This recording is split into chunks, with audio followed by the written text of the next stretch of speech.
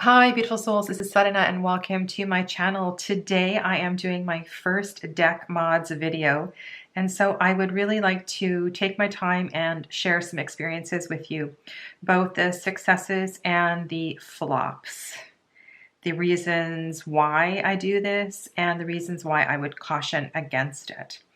So let's just start with the supplies and some of the things I've been using to do my deck modifications, and then we'll have a look at the decks themselves. First of all, scissors, guillotine, corner rounder, and then we'll talk about ink. I started my very first project with the guillotine that you see underneath everything here, and I purchased this on Amazon. And I destroyed a tarot deck. So what happened was that the guillotine was not sharp enough to cut through the paper. It may have just been the stock on that particular deck. If you are using a guillotine cutter, and if you have this one and it works, I would feel free to comment below. But this blade here was not sharp enough to do a nice clean cut through the paper. And what happened, and I'll show you that deck. So this is the deck here, and it doesn't fit back in the box. So what happened was the deck became thicker in the process because the edges of the deck were, I don't know what the right word is, but the edges of the deck actually became thicker in the process. Anyway, it made the cards very rough, and surprisingly, even though using the lines on the guillotine, it didn't make for a super even edges. I can do a far better job with scissors and just my eyes as long as I am sitting in light and not in shadow. So I do not recommend this method. If you have a much higher quality guillotine, it might do a better job. But I'm a little reluctant to try that again. I'll talk about the scissors in just a second. So I repurchased this same deck. This is Wheel of the Year Tarot because I really wanted to have a trimmed version of this deck. So I purchased it again. And if I turn these two decks on their sides, you may or may not be able to see that the deck that is blue, so that was my first job, is thicker. Okay, so looking at the two versions side by side, guillotine, scissors. What happened is, because the edges are not smoothly cut, the deck feels like it's puffy, and when I push this together, I can like move the center of the deck together. It's like actually done something to the quality of the cards, as opposed to this one, which feels pretty much exactly the same as a brand new deck. And then if you put these two side to side, you can see, I hope you can see, that the blue deck is significantly fatter than the other deck, which affects shuffling, and so many other things. And also, I got a much cleaner cut with scissors than with the guillotine. So my advice to you is to either buy a really expensive guillotine or to use scissors. The reason I trimmed this deck was because I didn't like all the languages on the border, which is typical of a low Scarabeo deck. The back originally looked like this, and so I was aware that I was going to lose some of the symbols in the corners and then remove the orange border. And then on the front, of course, there were the, I believe, white borders with the languages on them. But I think it turned out really, really well. This is a really pretty deck. It is a little different than a standard tarot deck as far as some of the meanings, but once you, if you're familiar with the Rider-Waite system and once you get to know it, it's pretty obvious what the cards are. One of my favorite Four of Cups here. I love that one. So this deck just is so much better without the borders, and I chose not to write on it. I just there were a couple cards that were a little tricky for me, and I just made a point to really get to know them so I wouldn't get confused when they came up. And yeah, so that's the Wheel of the Year Tarot. Wrecked with the guillotine, repurchased, and then cut with scissors. Let's talk about the scissors. Okay, so these are the scissors that I purchased, and I purchased a new pair just for this purpose. These I got on Amazon. I'll link the scissors below. The brand is Westcott.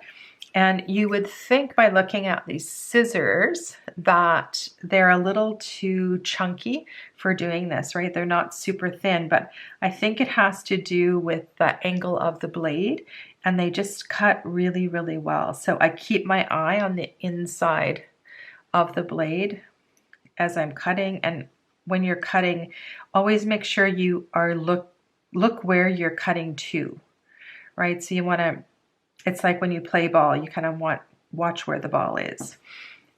Really nice grip. I can do a couple of decks in a night and not have blisters. Yeah. And it came with a little Allen key to tighten that up, which I haven't had to do yet. And all of the decks you see here today and more, I have cut with the same pair of scissors and not had them sharpened or done anything with them yet. As far as ink goes, so Katie Flowers was the first, I think, deck mod video that I watched. And I think she was using these inks here. These come in multi-packs. They're available through Amazon. And what you need to know is that there's different types of ink pads, and I'm going to show them kind of all to you here. So these small ones come in 4 packs or I think 12 packs. There's different types of ink. So you'll see Dewdrop, or they all say Dewdrop, and then some of them say Memento and some of them say Brilliance. And they are all from the same company called Tsukineko, I believe. Yes, Tsukineko, a Japanese company. So these are the mini size, and the 4 packs of the metallic ones. So the ones that say Brilliance, silver, pewter, copper, and gold. And this is a really, really pretty gold. And the silver I can show you too. The silver is, it's not super shiny. It almost looks, both of these look like a matte. The other difference between these two is that these ink pads are hard. So it's much like edging with a Sharpie. It doesn't, the ink pad isn't soft and doesn't kind of melt around the side of the card. But with the Brilliance ones, the ink pad is soft. So you get more, I'll call it spillage over the side of the card, which means you have to put the cards down and then go back over and wipe the front and the backs of the cards. So it does take a little bit longer. I've heard that a lot of people have given up on the ink pads because of the time it takes and having to go back and re-wipe your cards, whereas if you use a marker like a chisel chipped Sharpie, that you don't need to do that. I've been really happy with these, and I've found that you can probably do with these small ones 2 full decks of cards, maybe a little bit more, and it depends also on the quality of the paper, because some papers absorb more ink than others. So these are the small size ones. I'll show you the bigger ones in a second, but this is my Osho Zen Tarot, and I've used both metallic and the matte colors on this. So I used the shiny copper color and then different greens and browns, and I think it just turned out really, really well. This is one of my oldest tarot decks, and I just love not having the keywords on this deck. Especially the Suit of Clouds, I found very difficult to work with in this deck. And not having the keywords has made all the difference. And if you have used this deck for years, then you've got the keywords in your head. But it also gives a kind of a new perspective on the deck. But I mainly just wanted to show you edging in both the metallic and then the flat colors. The only other deck that I used multiple colors for was the Crystal Visions Tarot, and I used like a lavender color and a darker purple So it's kind of got two colors of purple. And it turned out okay. I think if you're going to do multicolors, it's kind of almost better to do a whole bunch. If you haven't seen this one, I'll just show you. So I took this one also looks way better without the borders. This is Crystal Visions by Jennifer Glass. So I really like this deck. I love the dragons. I like this deck for the dragons, I should say. That's the thing. Yeah. So that's Crystal Vision. So those are the only two that I've used multiple colors on edging the cards. The Tsukineko inks are available in 3 different grades, and they are available in multiple colors, not all the same colors, through Amazon, and I can link some of those below in case you have a hard time finding them. So I believe the least expensive one is this one, which is the Memento. It is the same as this one here. So the little one that says Dewdrop, I think Dewdrop is just for the name of the size and the shape. So this is really quite small. You can see that the ink pad is about, what, a fifth, maybe a fifth of the size. And as I mentioned before, the ink pads for this one are hard. So it's much like using a Sharpie. You do get a little bit of run over, but not as much as these two. The Brilliance ones are the metallic ones.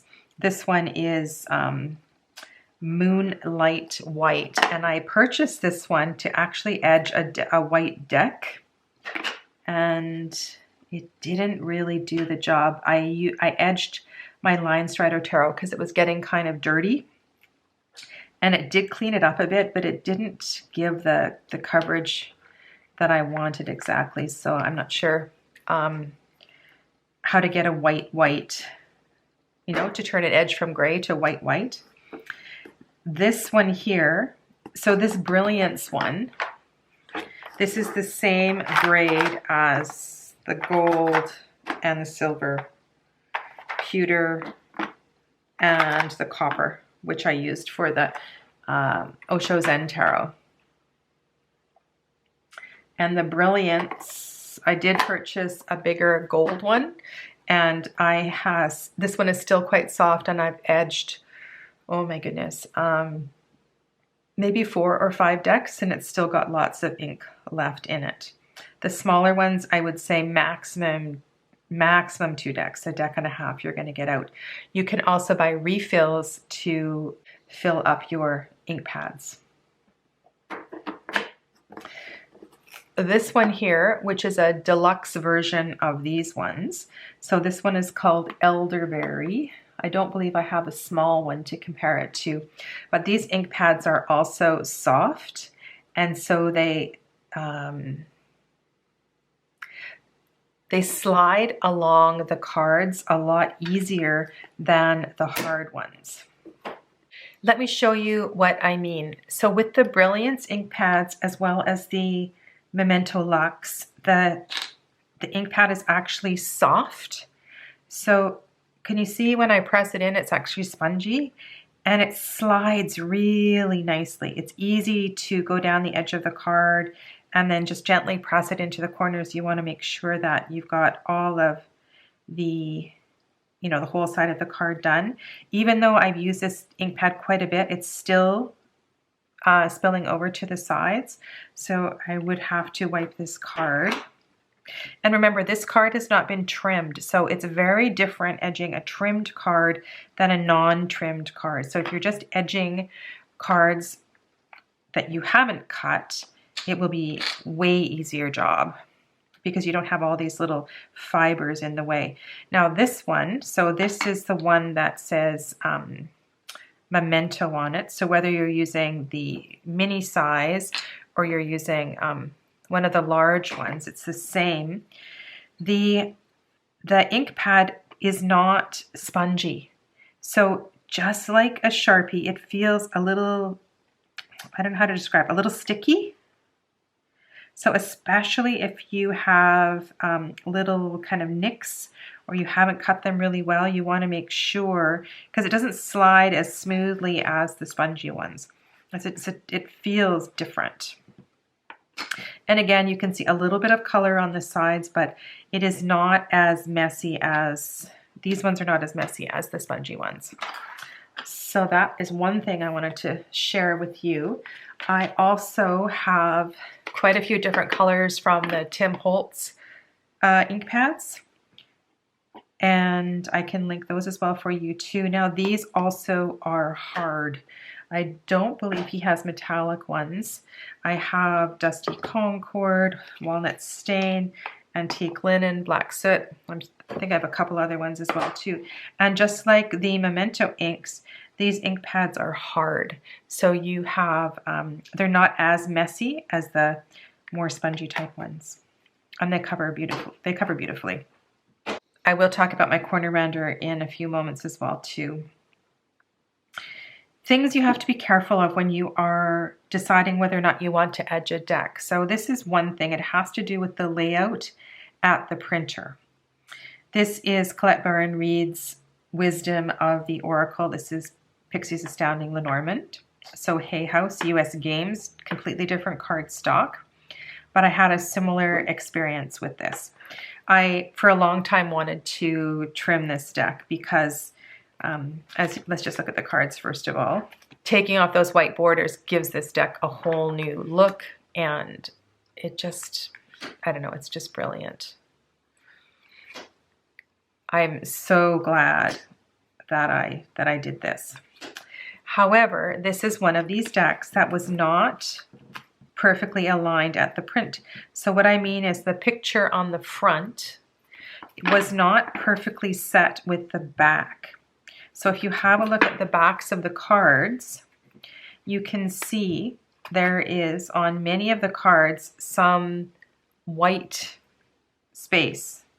And I did edge these cards in gold, so I tried to go over and cover some of that white with the gold, but because these are so shiny, the laminate is so shiny, it didn't work really well. This is not a really bad example. I can live with this, and I'm not going to repurchase it and redo it or anything. I just really hope one day that Hay House reprints this deck in that lovely matte paper that the Mystic Shaman Oracle was printed in, because it's just, I don't know, I just really like the deck like that. So you have to be very, very careful and look at the backs of the cards. This little Lenormand deck, I probably will repurchase and put contact paper on the back and then trim them again, because the backs on these ones are not aligned at all. So the fronts look really good, and very, very happy with how that turned out. If you do have a black border, you really need to decide whether you're going to cut on it, at it, or around it, because you can see it here after the corners are punched. You've got a little bit of black border on the top and on the side, but not where the corner rounder punched it. And this is with the small side of the corner rounder. So this particular corner rounder has 3 options: small, medium, and large. And so this is small, and I've very seldom used the small one. So I want to show you what I'm talking about on the back. Hopefully you can see. If I go down here, can you see all here? We've got this black bit, but not up here. So the card was laid crooked. The back of the card was laid crooked, and it's such a shame because the back of this card is so pretty. So I would have to find some pretty beautiful contact paper for these cards. It really is, it's really too bad. I might just wait a few years and maybe it'll get another printing and it'll be printed straight. The other option, of course, is to cut it from the back, not the front, but then you're going to have a similar problem on the front. Just to explain that point a little further, this is a deck I was considering trimming. This is Stacey DeMarco's Earth Power Oracle Blue Angel deck. Also quite thick cardstock, so it's going to be challenging to trim. You also have multiple borders here, so you have to decide whether you're going to cut on the outside or the inside of this lighter border in the center. But if you look at this deck, the borders are different sizes. So we have a thinner border here, thicker border here. Also, this is not laid on straight. It's wider at the bottom and narrower at the top. So you have to very carefully look and possibly measure on the back to make sure that it is crooked also on this side, the same amount of crookedness. It looks like it is. If you look on the narrow side, so down here, a little narrower, it's so hard to tell. It almost looks straight on this side. And on this side, it doesn't. It looks narrower here and wider here, narrower here and wider here. So, you know, this is something that you really need to look at carefully before you decide if you are going to trim a deck. The other thing too is that, are you going to trim on the outside of this maroon border, or are you going to trim right up close to the artwork? And I'll show you something I had difficulty with this weekend. This is the Art of Love Tarot and the Universal Love Oracle, both with artwork by Tony Carmine Salerno, Blue Angel decks. Decks I've wanted to trim for a long time, but been a little reluctant because of the thick cardstock, but I decided to go for it. And when you are trimming these decks, you really have to have a good look at these inside borders. So for example, on this one, the inside artwork goes right up to the inside border, to the blue line. But that's not the case, or that was not the case on all the cards. So here on the moon card, the artwork stops short of that little blue border, which means if you're going to cut the little blue border, you're going to have a little bit of space. And so this is going to affect how the cards look after you cut them all. So this one has space, space, no space, space, right? They're all different. So what happened when I was trimming this deck was it was super inconsistent because some of the cards had that space and some of the cards didn't. But I decided to stop being so fussy and just kind of, you know, finish the job. And I think they turned out really well. Just changing the shape of the card to more of a tarot size has made it just way more easy to handle. It's still a little wider than a tarot card, but certainly much closer to a tarot card size now. So it just feels better. And I think that, yeah, it turned out really well. And so of course I had to also trim the, you know, the sister oracle deck. And so this is the Universal Love Oracle, which has a lot of similar artwork. This one I edged in gold, this one I edged in purple, and I may do it again.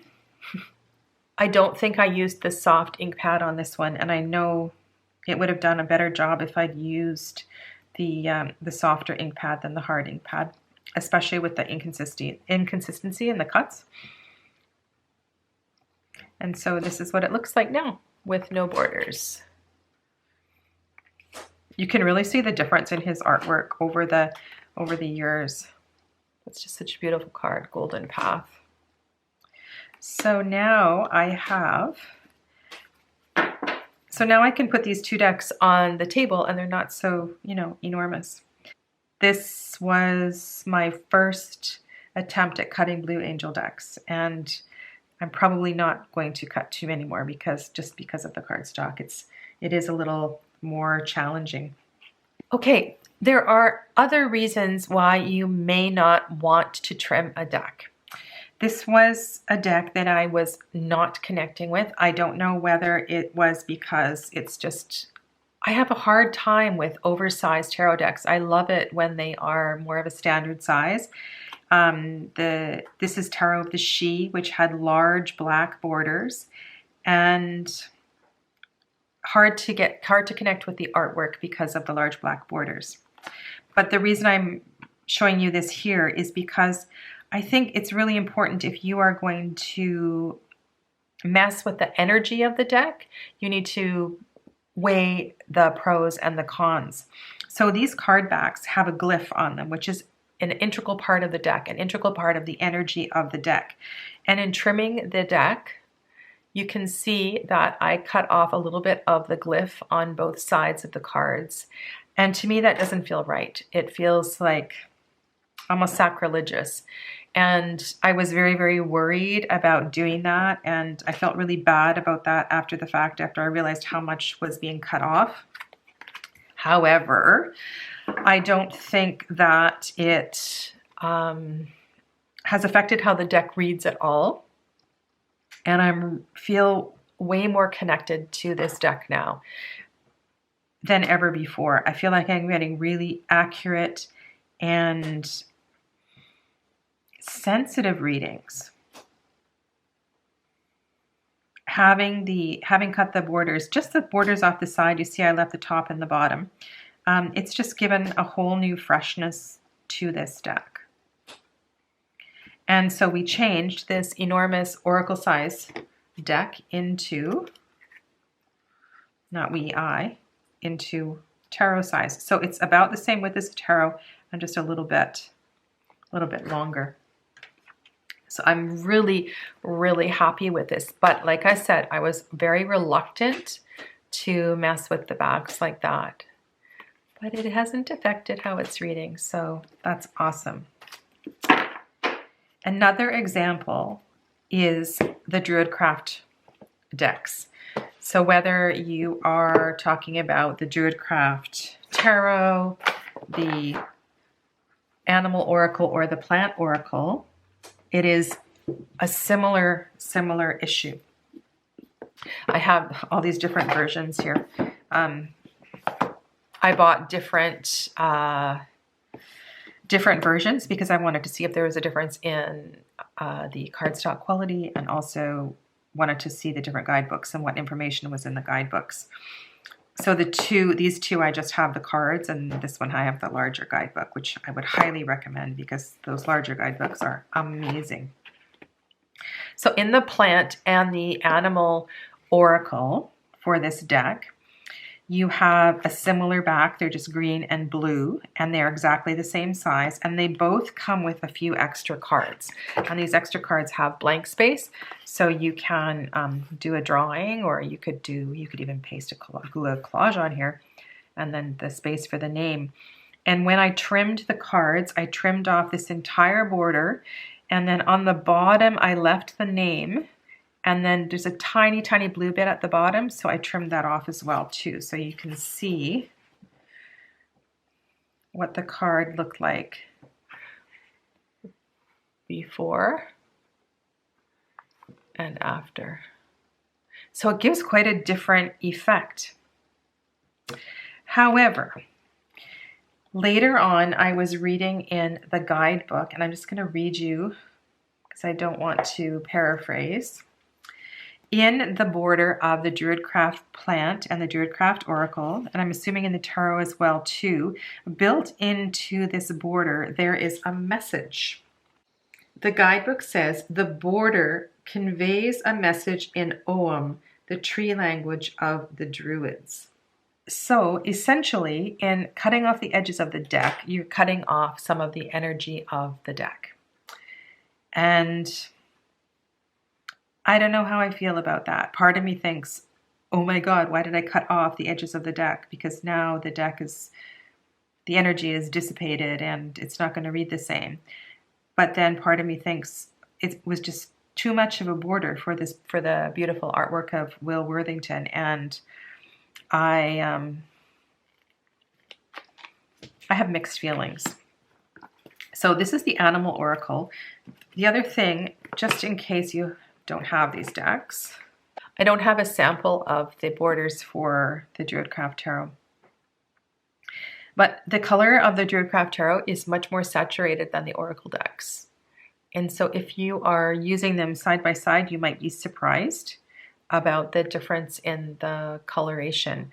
Also, the card stock quality is completely different. So these cards are notorious for being thin, and everybody comments on that. And the cardstock quality for the Oracle cards are a little bit better.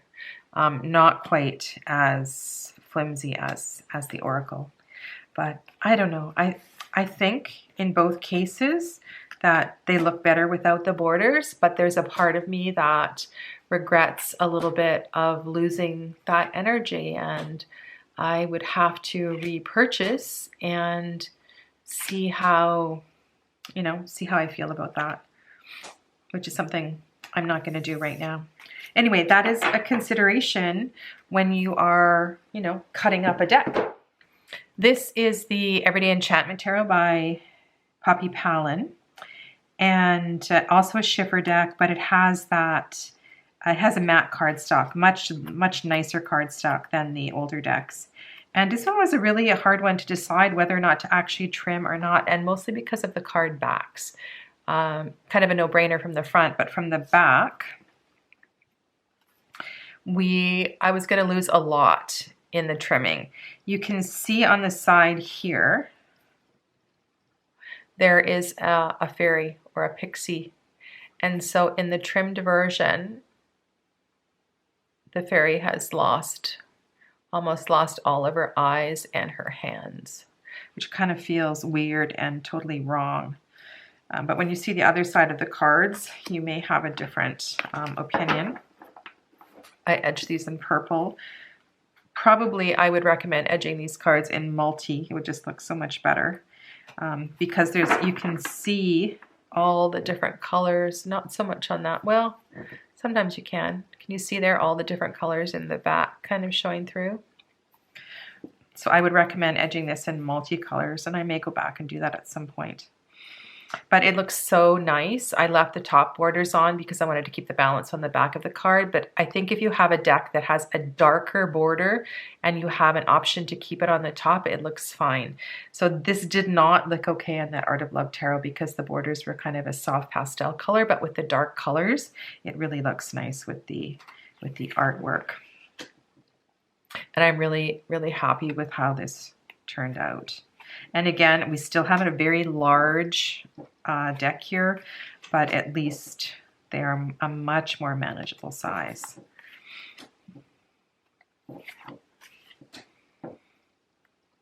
And we still have the pixie in. So every single card here, this is a bit like Where's Waldo, right? You have this opportunity to find the pixie in every single card of this deck. Yeah.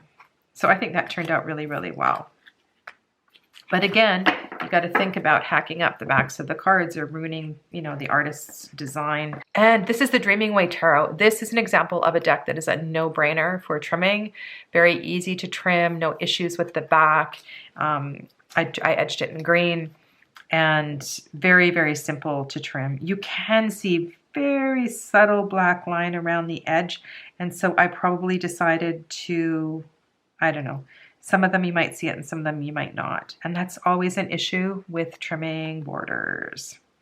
Do you cut on the inside on it or the outside? And it depends how precise you are. This is just such a great deck, and the artwork has come to life without the borders. And I'm so very, very glad I did that. Decided to leave the titles on the bottom. I think they do not distract at all from the cards.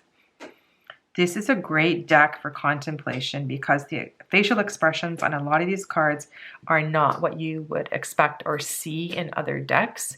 And the artist has really given a new perspective to some of the typically positive cards or happy cards. So for example, there is the Nine of Cups, which often is a very happy card, a card of joy, a card, the wish card, the fulfillment card. But here we have kind of a sense of being overwhelmed with all that we have received. In a similar way, this was also a very easy deck to trim. This is from Liminal 11. This is the Luna Soul Tarot. So really easy, no issues with trimming the back of the deck. And then we have no white borders. This is a very pastel-y deck. I did not like the white borders on this deck. And so this turned out really well. Right? So some decks are super easy projects and other decks are a little more challenging. Sometimes it's just a matter of sheer size. Okay, this is the Margaret Peterson Tarot. Really, really hard to shuffle without trimming this deck. And the trimming job went really easily. I'm very happy with the way it turned out. I edged it in a kind of a rusty color, copper color to match the backs. And I have no problem with No regrets with trimming this deck at all. It just brought the artwork to life, and it made the deck so much more manageable. If you don't have this deck, I'll just show you how big it is. So even after being trimmed, so that's Shadowscapes Tarot, and still quite a large deck. To trim or not to trim. This is the Anna K Indie version, and this deck has very small borders, different colored borders for different suits. And so the borders in this case really, really add to the beauty of the deck.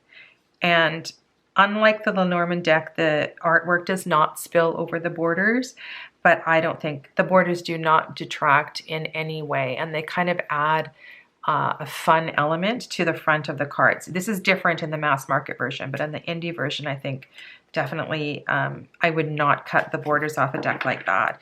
And the paper stock is really, really lovely, and it took to the black ink so well. It feels really beautiful. This was one of the easiest papers to edge, and that turned out, the black turned out so well on this deck. Shadowscapes, I have seen a lot of people cut off the silver borders. So they cut off the borders on 3 sides and then leave the title on the bottom. I did not do that. I may do that in the future, but I just wanted to show you the silver. So this is the Silver Brilliance ink that I had out earlier today. This is the Llewellyn Tarot, and I'm sorry I don't have an example card with the original borders on it, but it had very, very decorative borders, which in my opinion completely distracted from the artwork, almost made it impossible to enjoy the artwork. And so in removing the borders, you can have a different, completely different sense of what's going on the cards. And I have absolutely no regret in trimming this deck and completely removing the titles. And I chose not to write on these cards. I have just had to, there's a few similar looking cards, and I had to just, learn what they are. For the most part, it's fairly easy to figure out what's what in this deck. And yeah, the pages and the knights look very similar, but the pages are not moving and the knights are moving, things like that. So this is a knight, and the page of swords would look very similar, but would not be moving. Yeah, so very, very happy about this deck. It's really, really little now. It feels really little in my hands. I love to overhand shuffle this deck. It's a little too chunky to riffle shuffle. I edged it in antique paper, and yeah, so that's a really favorite trim job. And then I wanted to trade this deck. This is deck I purchased. No idea why I purchased this. Somebody must have done an amazing walkthrough, said something very inspirational about this deck. I purchased it. It's a mass market deck. Purchased it on Amazon. US Games. Really cute box. I love the box. But did not relate to this deck at all. And pulled it out recently and decided to give it another go. Both the backs and the fronts of these cards have a white border and a red border. And so I decided to cut inside right up to the blue. You can see the red and white on the inside as well too. So I'm really happy with how the backs and the fronts turned out. And I haven't edged the deck yet. I might do it in red. I haven't quite decided. So I'm just kind of pausing there. You can see a little bit of the red left there. So red would make sense to do the edge in. And I read the guidebook again, and just I might give this deck a second chance. This is a heavily themed deck, and so each of the suits carry a special meaning. So for example, the rods, the wands suit is about the people that arrive at the property earlier to set up. So these are all the workers that do everything behind the scenes, as opposed to the pentacles, which are the workers who handle all the money. And then the swords is about the sideshow. So all those kind of dangerous games on the side. And then the cups are about the life inside the big top. So there's a real kind of mood and theme to each of the suits. The majors are actually kind of really interesting too. I'm not sure who I would use this deck for or why I would use this deck, but just pulling it out again and cutting off the borders has made me think about it again, and I'm not gonna offer it up for trade quite yet. Yeah, so that is the Le Grand Circus and Sideshow Tarot. And two final comments. One, I'll comment on the corner rounder, and I just wanted to talk about edging oracle cards, edging really large cards. This was a labor of love. So this is the Wisdom Keeper's Oracle. And I wanted to match the backs of the cards, the sides of the cards to the backs of the cards. And it took a massive amount of ink. So if you have a deck, a big oracle deck that you want to kind of color up, just make sure that you have a large ink pad, because you would never get through this whole deck with one small ink pad and get the color saturated to a satisfactory level. And just a final comment on the corner rounder. So this is the one that I bought at somebody else's recommendation from YouTube. This is the Kadomaru Pro. I bought it on Amazon and it's worked really well. You do not rotate this thing here. You just simply place the card into whatever side you are trimming. So this one, it says up here L, so this is going to give you a bigger rounding, and then M is at the top. This one is actually the easiest to manipulate, just the way the weight of the thing works. And then you have small on this side, which I've only ever used once. Most cards I use the medium. And then you just take this, you just remove this, and then you dump out all your little bits of paper. So it's just like a 3-hole punch in that way. So that's all I have to share with you for today. I hope this has been useful. And if you have questions or comments, I look forward to reading those as always. Stay well, my friends. Namaste.